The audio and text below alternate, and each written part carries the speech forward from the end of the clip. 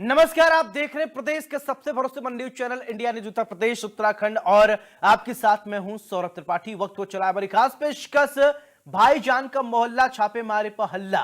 दरअसल विदेशी फंडिंग को लेकर एनआईए और एटीएस एक्शन में है। यूपी में कई जगहों पर एनआईए और एटीएस ताबड़तोड़ छापेमारी कर रही है। इस दौरान झांसी में मुफ्ती खालिद को एनआईए ने गिरफ्तार कर पूछताछ कर रही है।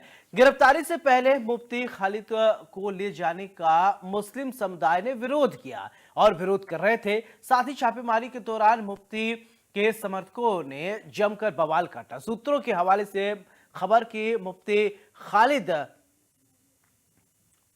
तो ये बड़ी जानकारी आपको बता दें कि मुफ्ती खालिद पर 200 मिलियन विदेशी फंड के ट्रांजैक्शन में एनआईए ने गिरफ्तार किया है। ये फंड ऑनलाइन क्लास लेने के एवज में ट्रांजिट हुआ था और इस पूरे ट्रांजैक्शन में उनका नाम शामिल है, जिसके बारे में अब पूछताछ की जा रही है। इसी पर आज हम चर्चा करेंगे। हमारे साथ खास मेहमान भी जुड़ेंगे।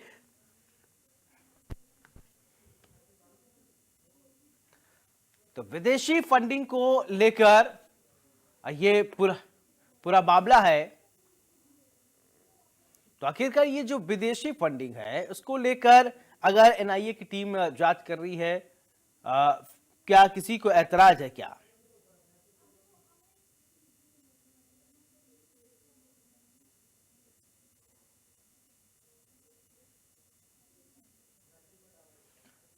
तो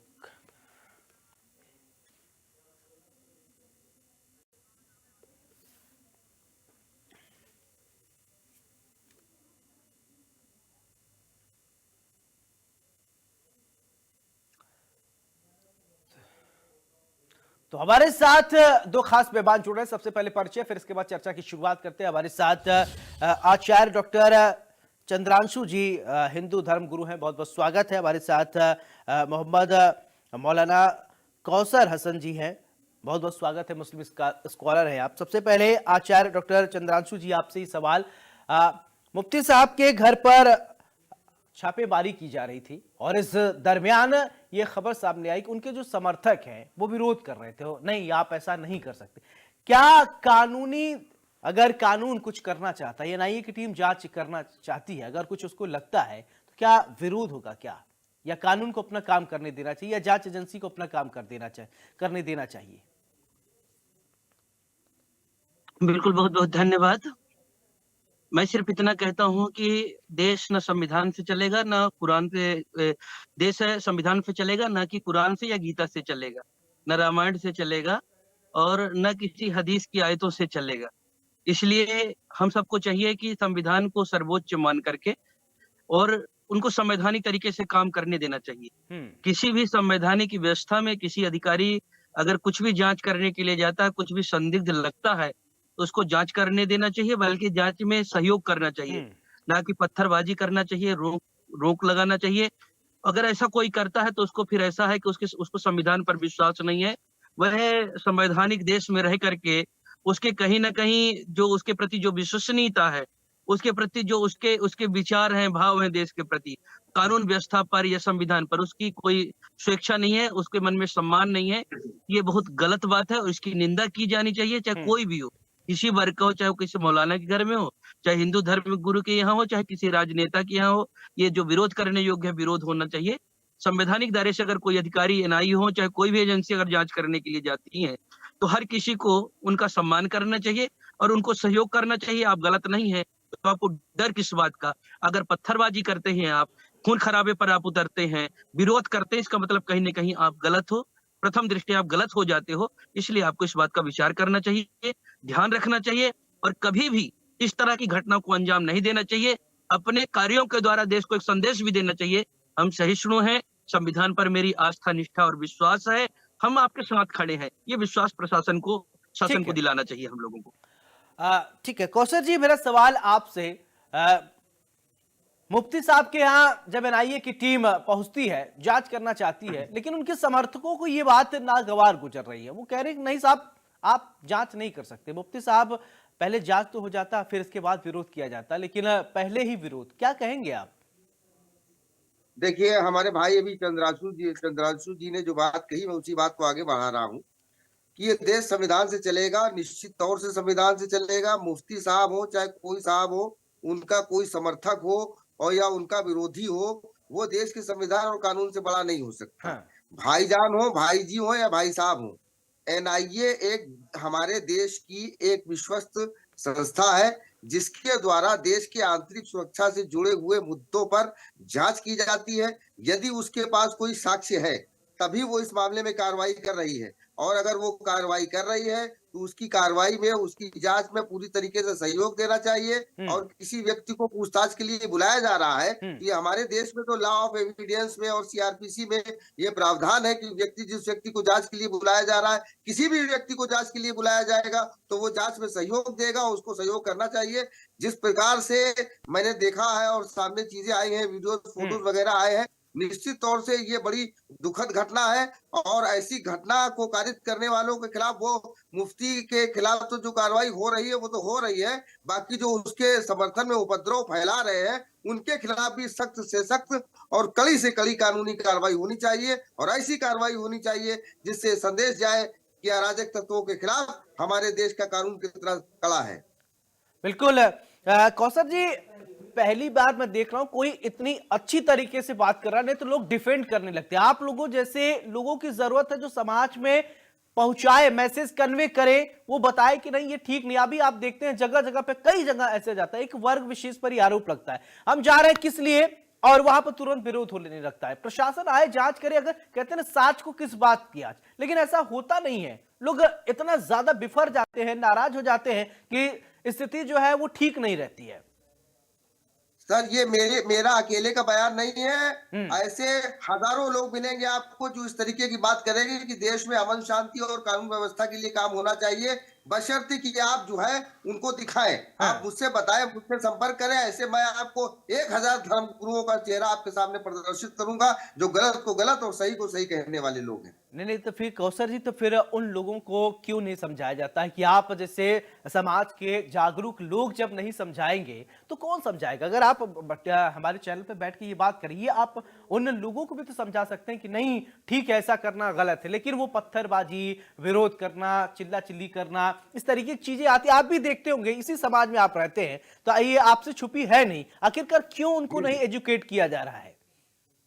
देखिए, ये बिल्कुल सवाल आपका वाजिब सवाल है और ये हम लोग बराबर इसके बारे में संघर्ष कर रहे हैं। आपका चैनल तो हमारे विषय में जानता है और हमारे संगठन सूफी खानका एसोसिएशन के विषय में भी जानता है कि हम लोग संपूर्ण भारत में अपने स्तर से जो भी हो सकता है वो सारे प्रयास कर रहे हैं। और हमारा तो विरोध ही इसी बात का है कि मुस्लिम समाज के अंदर एक वर्ग जो तालिबानी मानसिकता का प्रतीक बन चुका है, वो जिस प्रकार से वो तालिबानी मानसिकता और आईएसआई वाली मानसिकता से और मुस्लिम ब्रदरहुड की मानसिकता से ग्रसित होकर के देश में अलगाववाद की बातों को आगे बढ़ा रहा है, ऐसे तत्वों पर हर प्रकार से अंकुश लगाना चाहिए और सरकार को भी साथ में साथ देना चाहिए। हम लोगों ने तो उसके संबंध में कई बार पत्राचार भी किया है और कहा भी है, सुझाव भी दिए है कि आप इस प्रकार से कार्य करें। भाई हम लोग तो बस देखिए, ऐसा है ना कि जहां तक बात यह है कि किसी को रोकने के लिए जो बात होगी तो कानून सम्मत तरीके से हम अपनी बात कर सकते हैं। हम उनकी तरह तो अराजकता फैलाते हुए सड़क पर आ नहीं सकते। हमें तो उनमें यही तो एक बुनियादी फर्क है कि हम उनकी तरह अराजकता नहीं फैला सकते, हम अपील कर सकते हैं। हम आपके चैनल के माध्यम से आज पुनः फिर सरकार से अपील करते हैं कि ऐसे तत्वों को रोक लगाने के लिए हमको सुना जाए, सरकार हमारा पक्ष जानने के लिए हमको बुलाए, हम उनको पूरी बात बताएंगे। बिल्कुल। आचार्य जी, अभी आपने देखिए कौसर जी को सुना, वो खुद कह रहे हैं कि ऐसे लोगों को चिन्हित किया जाना चाहिए, ऐसे लोगों पर नकेल कसना चाहिए। वो खुद बता रहे हैं कि पीड़ित है, ऐसे बहुत सारी सी चीजें आती हैं, तो क्या ऐसे लोगों पर नकेल नहीं कसना चाहिए? देखिए, जब कौसर जी, लोग जैसे लोग अगर रहेंगे समाज में, वो तो चाहते हैं अमन रहे, शांति रहे, लेकिन कह रहे कुछ ऐसे व्यक्ति हैं, कहते हैं मछली, एक मछली ही तालाब को गंदा करती, सारी मछली गंदा नहीं करती है, तो कुछ ऐसे हैं, उनको कैसे चिन्हित किया जाएगा? क्या कहेंगे आप? बिल्कुल कौसर भाई बिल्कुल सही कह रहे हैं और सचमुच जैसे आपने कहा, मुझको भी बहुत खुशी हो रही है। ये बात सच है कि बहुत से मौलाना लोग हैं, बहुत से धर्मगुरु लोग हैं, बहुत से राजनेता लोग हैं, जिनको कहीं ना कहीं विघटन के बाद में दंगा जी क्या चल रही हैं और उनका कहीं ना कहीं स्टारडम चल रहा है, उनके घर में चूल्हे जल रहे हैं। अगर अमन शांति इकट्ठा हो जाती है तो फिर उनका वो चूल्हा जलना, वो रहना मुश्किल हो जाता है। एक बात जरूर कौसर भाई भी जानते इस बात को कि उनके समाज में कुछ थोड़ी ज्यादा लोग हैं। अगर इस बात को अगर कह रहे हैं तो उनके समाज में ही स्वीकार करने वाले बहुत कम लोग हैं। जहां तक अगर मेरा देश परमाणु शक्ति संपन्न बना है, उसमें सबसे बड़ा योगदान अगर किसी ने परमाणु शक्ति संपन्न बनाया तो हमारे देश में एपीजे अब्दुल कलाम के कोई भी योगदान को नहीं भूल सकता। पर अगर देश मुस्लिमों से नफरत करता तो देश के राष्ट्रपति एपीजे अब्दुल कलाम भी नहीं होते। इस बात को स्वीकार करना चाहिए।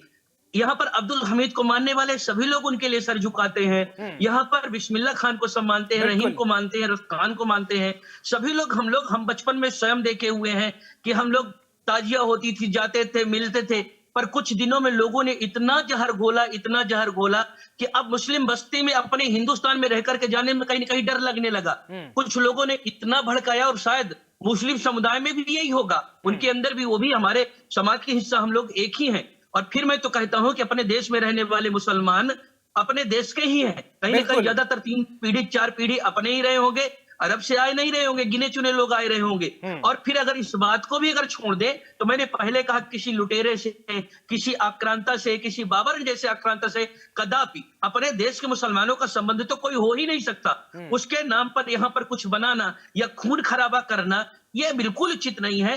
मैंने अभी देश में अमन चैन के लिए कहा कि ये जो मदरसों की हालत बनाकर इन लोगों ने रखा है, अब इसमें कुछ जैसे भाई तो लोग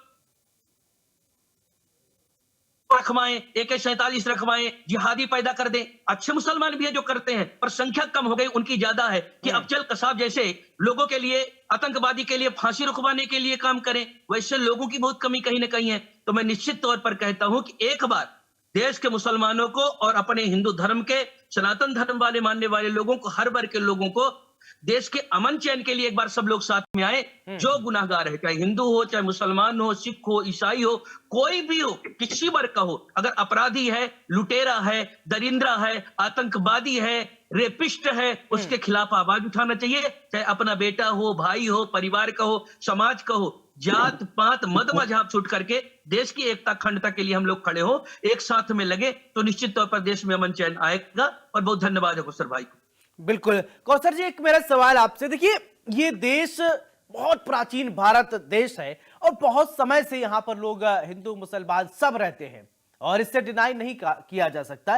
लेकिन विगत कुछ समय से ऐसी चीजें हो रही हैं कि चीजें डीरेल हो रही है, सामंजस्य नहीं बैठ पा रहा, ऐसी एक्टिविटी आती है। लगता है कि अब आप देखते हैं भारत ही एक ऐसा मुल्क पूरे देश, पूरे दुनिया में है जहां पर मुसलमान सबसे ज्यादा फ्री है, अच्छे से रहते हैं। मुस्लिम कंट्री में भी इतनी फ्री उनको छूट नहीं होती है, लेकिन फिर भी कुछ दिनों से आप देख रहे होंगे, आप तो लंबा अनुभव आपको है, तो चीजें जो है गड़बड़ हो रही, डीरेल हो रही है। क्या वजह है?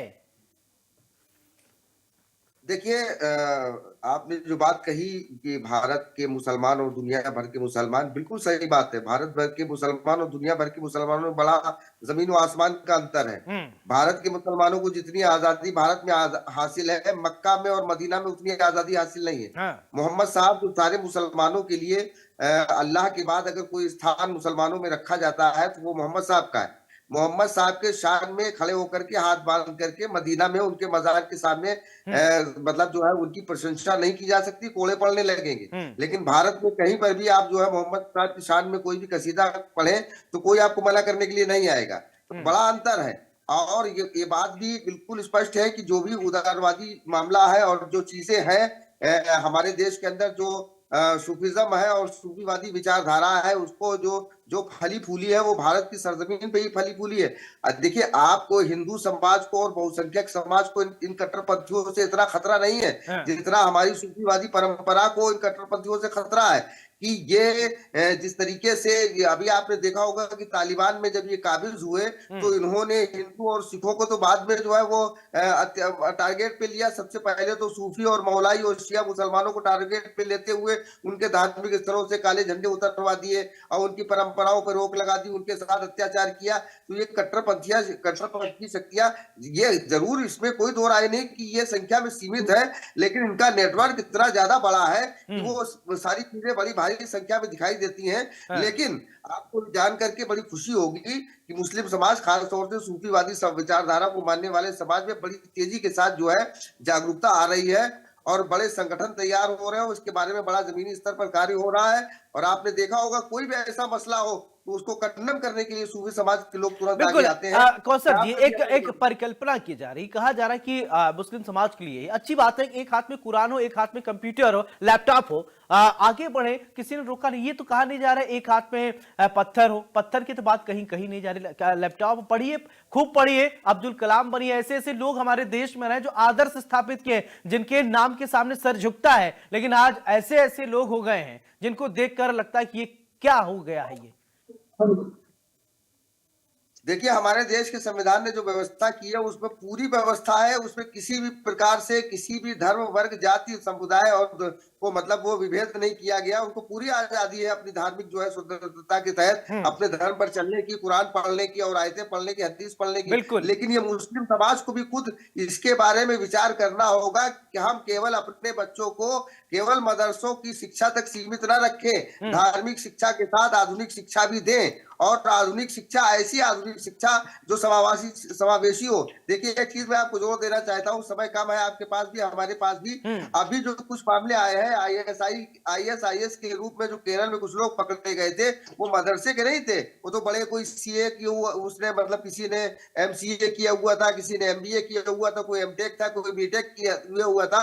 इन शिक्षाओं के साथ साथ, आधुनिक शिक्षा के साथ साथ ऐसा पाठ्यक्रम होना चाहिए कि उन बच्चों के अंदर राष्ट्र के प्रति एक अच्छी सोच होनी चाहिए, राष्ट्रवादी विचारधारा होनी चाहिए। इसके बारे में कार्यक्रम चलाना चाहिए। देखिए, ये बगैर सरकार के सहयोग के ये सारी चीजें मुमकिन नहीं। बिल्कुल कौसर जी, मैं तो न जाने कितने स्कॉलर, मुस्लिम स्कॉलर से चर्चा करता हूं, लेकिन इतना सकारात्मक फिलहाल कोई बातें नहीं करता। इसी की जरूरत है हमारे समाज को। चलिए, मनीष श्रीवास्तव जी हमारे साथ जुड़े हैं। मनीष, ये जो रोका गया, क्यों रोका गया मुफ्ती खालिद के पास जब NIA की टीम जा रही थी? क्या कोई दिक्कत थी क्या? जी बिल्कुल, एक बहुत बड़ा सवाल है, क्योंकि NIA की टीम सीधा पूछताछ कर रही थी, घर पे पहुंची और दस्तावेज की देखरेख कर रही थी। इसके अलावा केवल मुफ्ती से ही पूछताछ कर रही थी, ऐसा नहीं कि कोई उसके परिवार के लोगों को से पूछताछ कर रही हो। उसी के कमरे में जाके उसी के लैपटॉप, जो कंप्यूटर हैं, उनके फोन्स हैं, वो सब चेक कर रही थी। तो कहीं ना कहीं ये दिक्कत वाली बात नहीं, इसमें कॉपरेट करना चाहिए। लेकिन पब्लिक ने, वहां की जनता ने पूरा इसको बवंडर बनाते हुए वहां पर एक बड़ा बवाल शुरू किया और NIA की टीम को रोका, अवज्ञा भी की। इसके बाद फिलहाल NIA की टीम ने उसे गिरफ्तार भी कर लिया है और उसकी पूछताछ भी चल रही, जो कि साइबर सेल जो थाना है झांसी में, वहां पर उसको रखा गया है। और मुफ्ती को बड़ी भारी पुलिस फोर्स लगाया गया है। जिस जगह वो उसका घर है वहां पर भी फोर्स लगाया गया है, और जहां पर पूछताछ कर रही NIA की टीम रखे हुए है, वहां पर भी सुरक्षा के कड़े इंतजाम किए गए। जी बिल्कुल। जिस समय टीम आई थी, जब मुफ्ती साहब से बातचीत हो ही रही थी, तो अचानक लोगों को दिक्कत क्या है? अगर पूछताछ उनसे हो रही है, बाकियों के पेट में क्यों दर्द हो रहा है? बताएंगे तो वो ना, ठीक है, सही है तो जो सही है, वो गलत है तो वो गलत है। अगर गलत है तो NIA अपने साथ लेके जाएगी, सही है तो छोड़ के चली जाएगी। ऐसे किसी साफ सुथरे व्यक्ति को नहीं पकड़ के टीम ले जाती है। बिल्कुल, बड़ा सवाल ये भी है, क्योंकि अनाउंस होता है एक मस्जिद के एक लाउड स्पीकर से अनाउंस होता है सबको इकट्ठा करने का, और इकट्ठा करने के बाद उस जगह इकट्ठा होके जाते हैं, उसके घर के पास जाते हैं। NIA की टीम जहां उससे पूछताछ कर रही थी, उसके घर पे वहां जाते हैं, वहां महिलाएं इकट्ठी होती हैं, वो महिला उपद्रव मतलब मना इस तरीके से बवाल खड़ा करती हैं कि वहां NIA की टीम के साथ धक्का मुक्की, पुलिस के कर्मियों के साथ धक्का मुक्की कर रही है कि मुफ्ती को छोड़ दिया जाए। आखिर मुफ्ती को एक जांच के लिए NIA की जांच पूछताछ में कॉपरेट करता, अगर तो NIA की टीम आराम से उसके घर पे ही पूछताछ करती। वहां पूछताछ करने के बाद अगर कुछ ऐसा लगता है NIA की टीम को, तो अपने साथ लेके जाती। लेकिन कहीं ना कहीं ये जांच जो है थाने में पहुंच गई है, साइबर सेल थाने में, वो इसी वजह से, क्योंकि पूरा संगठन जो है इकट्ठा हो गया वहां पे और बवाल शुरू कर दिया। इसके बाद सुरक्षा को देखते हुए NIA की टीम ने भला समझा कि इसको साइबर थाने के अंदर इनसे पूछताछ की जाए, जहां पर अभी भी मौजूद है, और लगाए गए। ठीक है आचार्य जी, मेरा सवाल आपसे, और इसके बाद कौशल जी से भी मैं ये सवाल लूंगा कि हमेशा एक वर्ग विशेष पर ही क्यों आरोप लग रहे हैं, और जब नाम आ रहा है तो एक वर्ग विशेष ही आ रहा है, क्यों? क्योंकि लगातार एक वर्ग विशेष ही कानून को नहीं मान रहा, संविधान को नहीं मान रहा है, देश के साथ न खड़ा होकर के देश विरोधी ताकतों के साथ खड़ा हो रहा है। मैं आपको उदाहरण के साथ बता दूं, संभल की जो भी घटना हुई, वहां पर कोई किसी बहुसंख्यक समाज का, किसी वर्ग का व्यक्ति नहीं गया था।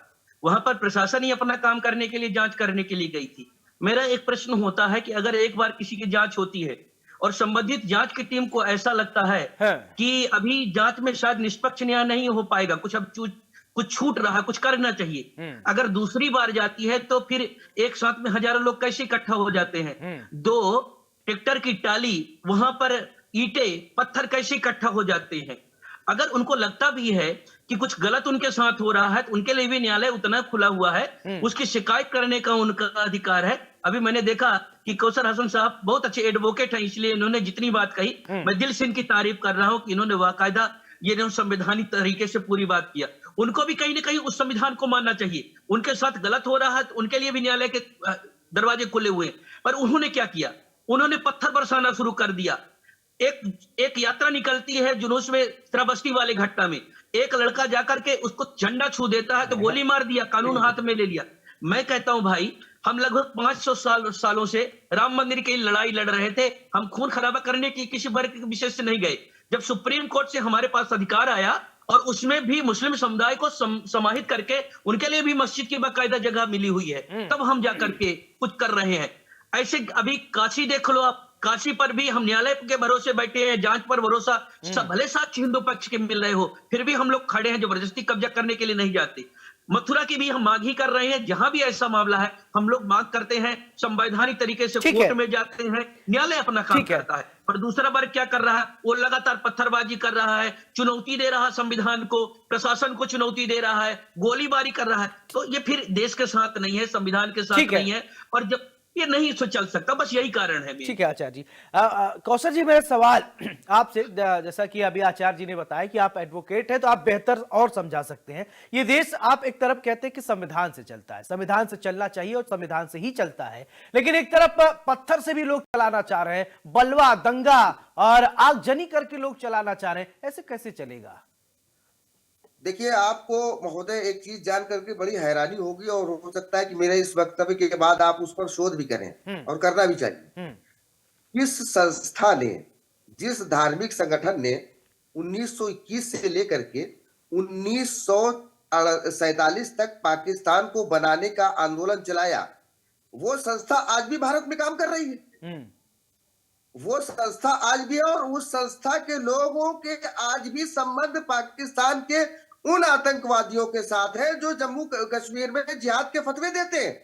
और मैंने इस चीजों की तथ्यों के साथ, सबूतों के साथ, यहां तक कि उसने जो उर्दू में फतवा जारी किया था, मैंने पीडीएफ से डाउनलोड करके उसका हिंदी में ट्रांसलेशन करवा करके सरकारों को और प्रशासन को देने का काम किया है। उसके बाद भी ऐसी विचारधारा पर रोक न लगना, वो तो ऐसी चीजों को करेगा ही कि वो कानून को कहां मानेंगे। जिनके मदरसों में आज भी जहां से ये फतवे दिए जाते हो कि जनगण मन अधिनायक जया है, गाना कुफ्र है, आराम है, नाजायज है, तो आप क्या समझ सकते हैं वहां से क्या रहा? एपीजे अब्दुल कलाम, और एपीजे अब्दुल कलाम से भी याद आया कि उनके सम्मेलनों में तो बाकायदा एपीजे अब्दुल कलाम को काफिर, मुशरिक, बिदअती कहते हुए, गद्दार कहते हुए कलाम साहब को गालियां दी जाती हैं। जिस देश में ऐसा एक पूर्व राष्ट्रपति को, जिसने देश के लिए सब कुछ किया, उसको धार्मिक मंचों पे बहुत अच्छी बात है आपने कही और इन्हीं चीजों की जरूरत है। बहुत बहुत शुक्रिया आप सभी का हमारे साथ जुड़ने के लिए। तो सवाल ये उठता है कि मुफ्ती खालिद, तो जब एनआईए की टीम जांच करने पहुंची तो मुफ्ती खालिद को बताना चाहिए। वो तो बता रहे थे, एनआईए की टीम जांच कर रहे थे, बाहर बैठे भाईजान के पेट में दर्द क्यों हो रहा था, वो क्यों विरोध कर रहे थे, क्यों कानून को अपने हाथ में ले रहे हैं, ये बड़ा सवाल है। ये देश संविधान से चलेगा, ये देश कानून से चलेगा, पत्थर और विरोध से ये देश नहीं चलेगा। बड़ी बहस में मेरे साथ फिलहाल इतना ही। नमस्कार।